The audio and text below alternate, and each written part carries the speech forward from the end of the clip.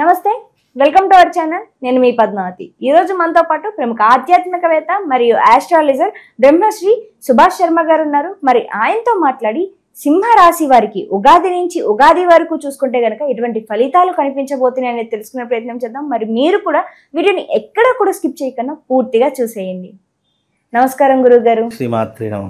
గురువు గారు, మరి ఉగాది నుంచి మనకి నూతన సంవత్సరం వస్తుంది. మరి నూతన సంవత్సరం అంటే మనకి సంవత్సరం నామకరణంతో పాటుగా మొత్తం విధి విధానాలు కూడా మారుతాయి కాబట్టి మరి ఈ విశ్వావసు నామ సంవత్సరం అనేది సింహరాశి వారికి ఎటువంటి ఫలితాలను ఇవ్వబోతుంది? ఒకవేళ ఫలితాలు ఉంటే గనక అవి మంచివా లేకుంటే చెడ్డవా? వాటిని ఎలా గుర్తించాలి, ఎటువంటి పరిహారాలు చేసుకోవాలి అనేది వివరిస్తారు.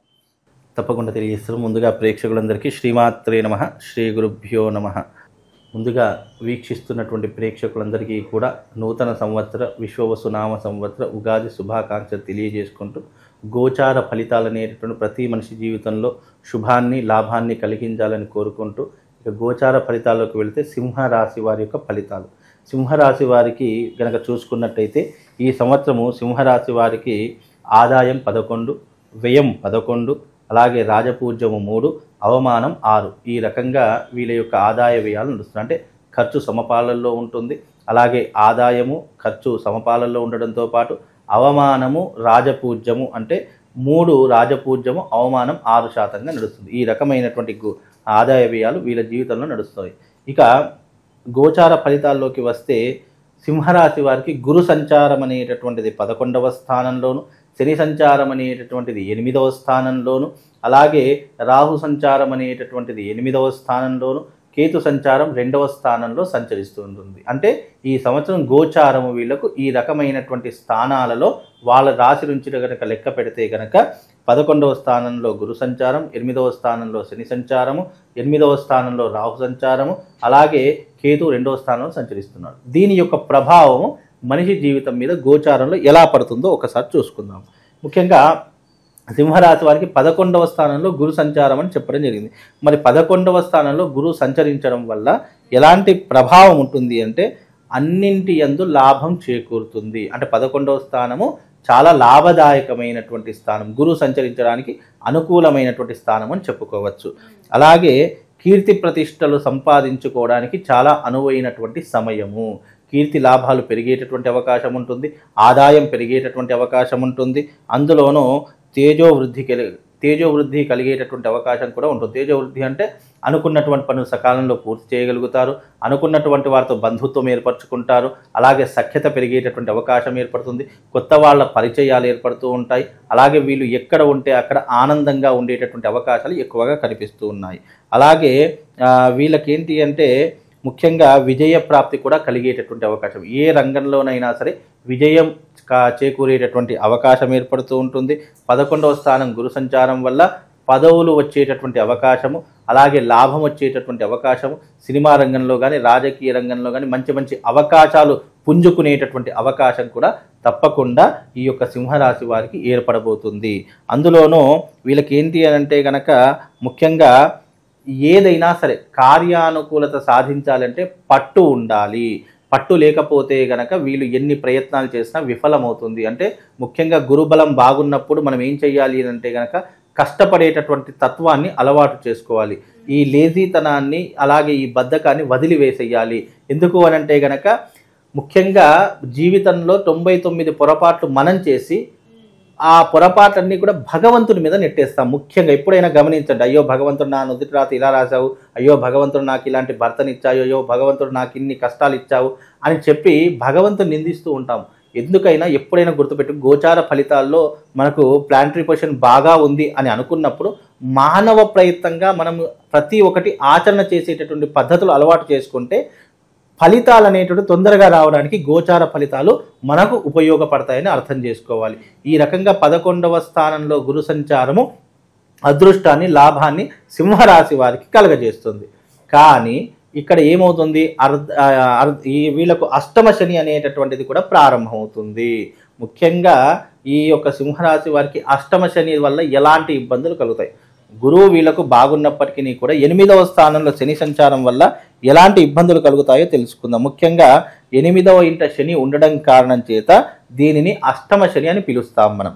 అందులోనూ అష్టమ శని వల్ల మృత్యు ప్రాప్తి, అంటే అష్టమ శని వల్ల ప్రాణం మీద భయం ఏర్పడము, ప్రాణం అంటే తీపి ఏర్పడము, ప్రాణ భయం ఎక్కువగా కలగడం వల్ల, లేదు అనంటే రోడ్డు ప్రమాదాలు జరగడం వల్ల, లేదు అనంటే గనక అకస్మాత్తుగా ఏదైనా హార్ట్ ప్రాబ్లమ్స్ రానివ్వండి, లేదు అనంటే గనక ఉదర సంబంధితమైన వ్యాధుల ద్వారా, లేదా నరాల బలహీనత ద్వారా, మానసిక స్కిన్ ఎలర్జీ ద్వారా వీళ్ళకు కొన్ని దీర్ఘకాలికమైనటువంటి వ్యాధులు సంప్రాప్తి అయ్యేటటువంటి అవకాశం ఏర్పడుతుంది.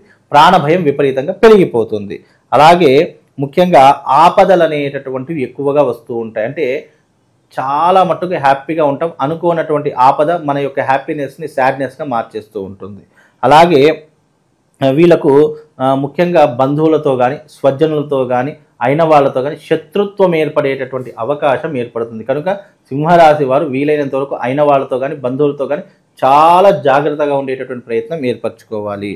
అలాగే ద్వేషాలు పెరిగిపోతాయి, నేరారోపణలు పెరిగిపోతాయి. అంటే ఏమీ చేయకుండానే, ఏమీ తప్పులు చేయకుండానే వీళ్ళ మీద దుమ్మెత్తిపోయడము, లేదా చాడీలు చెప్పడము, లేదు అంటే వీళ్ళు చేయనటువంటి తప్పుని స్ప్రెడ్ చేసేయడము, ఇలాంటివి ఎక్కువగా జరుగుతూ ఉంటాయి. అంటే చేయనటువంటి తప్పుకి కూడా ఒక్కొక్కసారి మనము శిక్షణ అనుభవించవలసినటువంటి పరిస్థితులు ఏర్పడుతూ ఉంటాయి.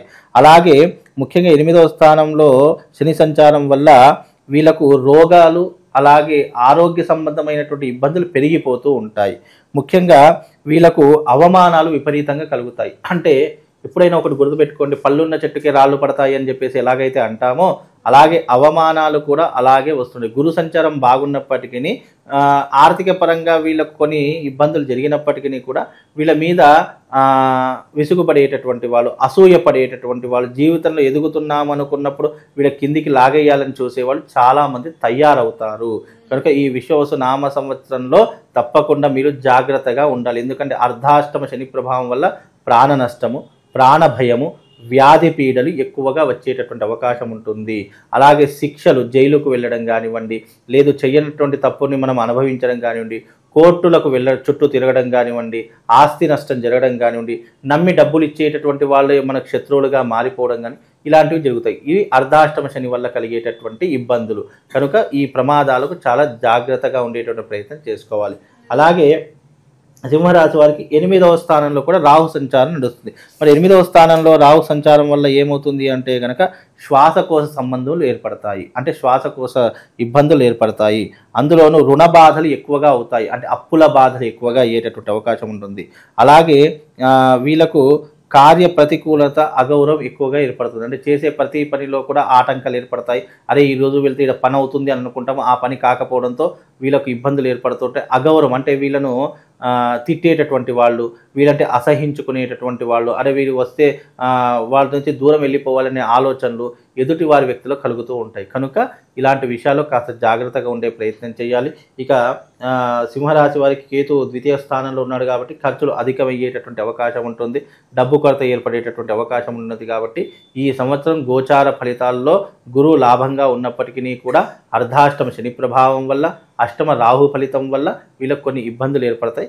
ఆ ఒక విషయంలో వీళ్ళు జాగ్రత్తగా ఉంటే కనుక అన్ని రకాలుగా బాగుంటుంది. అయితే గురువు గారు మరి సింహరాశి వారికి కాస్త మిశ్రమ ఫలితాలు అనేవి కనిపిస్తున్నాయి కాబట్టి ఎటువంటి పరిహారం చేసుకోవడం వల్ల ఈ సంవత్సరం అంతా కూడా కొంచెం మంచి ఫలితాలు కనిపించడానికి అవకాశం దొరుకుతుంది అంటారు? తప్పకుండా ఈ సంవత్సరం మంచి ఫలితాలు కావాలి అని అనుకుంటే కనుక మార్చి 29వ తారీఖు అమావాస్య రోజున అరిష్ట నివారణ తంత్రయాగం జరుగుతుంది. ఆ అరిష్ట నివారణ తంత్రయాగంలో రండి, పాల్గొనండి. చక్కగా అరిష్ట నివారణ తంత్రయాగం చేయించుకోండి. తద్వారా మీకున్నటువంటి అరిష్టాలు, మీకున్నటువంటి ఇబ్బందులు, శనిగ్రహ పీడలు అన్నీ కూడా దూరం అయిపోయేటటువంటి అవకాశం దీని ద్వారా కలుగుతుంది. మార్చి 29వ తారీఖు అమావాస్య చాలా అద్భుతమైనటువంటి రోజు. ఆ రోజున ఖగోళంలో అనేక వింతలు జరుగుతాయి. షష్టగ్రహ కూటమి కూడా ఏర్పడేటటువంటి రోజు కాబట్టి ఆ రోజున ఎవరైతే అరిష్ట నివారణ తంత్రయాగం చేయించుకుంటారో వాళ్లకు ఈ విశ్వవసునామ సంవత్సరం కాస్త ఉపశమనం కలుగుతుంది. అంటే ఇది క్రోధినామ సంవత్సరంలో జరిగినప్పటికీ కూడా ఈ సంవత్సరం జరిగేటటువంటి విశ్వవసునామ సంవత్సరం రాబోయేది తెల్లారితే విశ్వవసునామ సంవత్సరం కాబట్టి ఈ శనివారము అమావాస్య రోజున జరిగే అరిష్ట నివారణ తంత్రంలో పాల్గొంటే గనక తప్పకుండా శనిగ్రహ పీడలు కానివ్వండి, వానకున్నటువంటి అరిష్టాలు కానివ్వండి, కుటుంబంలో ఇబ్బందులు కానివ్వండి తొలగిపోయేటటువంటి అవకాశం ఉంటుంది. ఇది బాసర జ్ఞాన సరస్వతి దేవస్థానం నందు గోదావరి తీరంలో నిర్వహించడం జరుగుతుంది. కాబట్టి తప్పకుండా రండి. ముందుగా రావాలంటే రిజిస్ట్రేషన్ చేసుకొని తప్పకుండా మీ పేరు నమోదు చేసుకొని వస్తే గనక తప్పకుండా వాళ్లకు ఈ సంవత్సరము కాస్త ఉపశమనంతో పాటు మంచి భవిష్యత్తు కూడా ఏర్పడేటటువంటి అవకాశం దీని ద్వారా కలుగుతుందమ్మా. ఇక ప్రతి ఒక్క రాశి వాళ్ళు, ఈ రాశి వాళ్ళు ఎవరైతే ఉన్నారో తప్పకుండా ఈ సంవత్సరము శిష్టగ్రహ కూటమి ప్రతి ఒక్క రాశుల మీద ప్రభావం చూపించేటటువంటి అవకాశం ఏర్పడుతుంది. కనుక ఈ సంవత్సరము గోదావరి క్షేత్రమునందు బాసర జ్ఞాన సరస్వతి దేవస్థానమునందు గంగా తీరమునందు అరిష్ట నివారణ తంత్రయాగం చేయిస్తున్నాము. 12 రాశుల ప్రతి ఒక్కరూ కూడా ఈ యొక్క యాగంలో పాల్గొనాలి.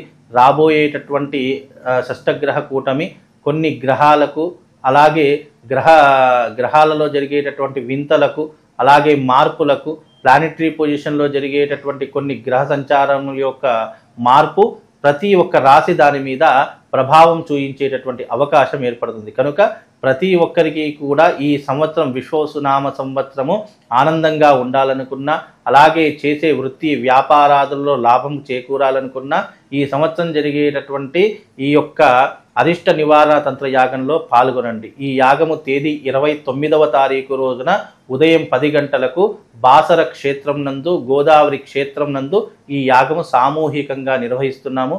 అందరూ రండి, ఈ యాగంలో పాల్గొని ఈ విశ్వసునామ సంవత్సరంలో ఆనందంగా సుఖంగా ఉండేలా మీ జీవితాన్ని మలుచుకోండి. శ్రీమాత్రే నమః. శ్రీ గురుభ్యో నమః.